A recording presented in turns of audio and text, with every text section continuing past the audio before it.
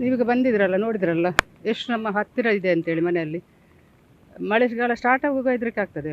ಎಲ್ಲಿ ಮನೆ ಏನಾಗ್ತದೆ, ಮನೆಯಲ್ಲಿ ಯಾರು ಇರುವುದಿಲ್ಲ, ರಾತ್ರಿಗೆ ಏನಾಗ್ತದೆ, ಎಲ್ಲಿ ತನಕ ಬರ್ಬೋದು ಇನ್ನು ಮಳೆಗಾಲ ಮುಗಿಯೋ ತನಕ ಅಂತೇಳಿ ಮೀಟಿಂಗ್ ಮಾಡ್ತಾ ಇದ್ದಾರೆ.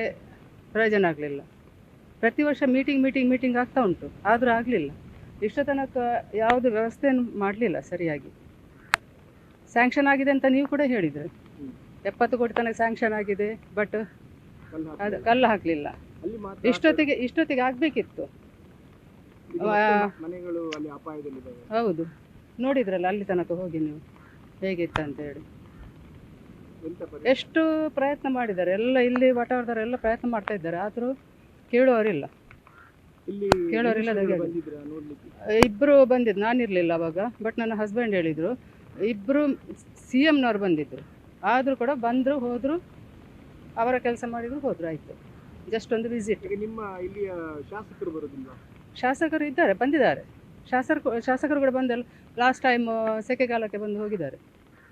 ಮಳೆಗಾಲ ಸ್ಟಾರ್ಟ್ ಅಂತ ಬರಲಿಲ್ಲ. ಏಪ್ರಿಲ್ ಫೆಬ್ರವರಿ ಆಚೆ ಬಂದಿದ್ದರು, ಬಂದು ನೋಡಿ ಎಲ್ಲ ಮಾತಾಡಿ ಹೋಗಿದ್ದಾರೆ.